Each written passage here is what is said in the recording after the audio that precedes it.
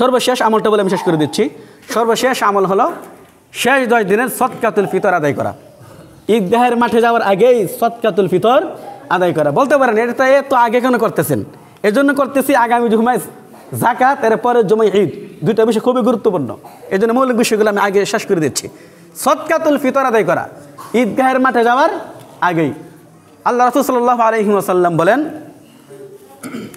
ওয়া আমারা বিহা আন তুআদ্দা ক্বাবলা খুরুজিহি ইলা সালাত, ওয়া আমারা বিহা আন তুআদ্দা ক্বাবলা খুরুজিন নাস ইলা সালাত।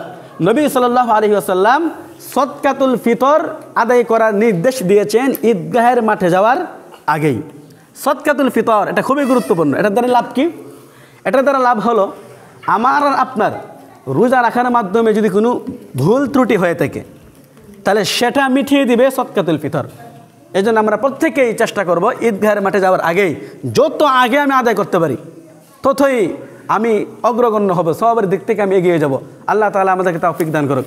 আর এই বছর সর্বনিম্ন সদকা হলো সদকাতুল ফিতর হলো 110 টাকা, আর সর্বোচ্চ হলো 2805 টাকা।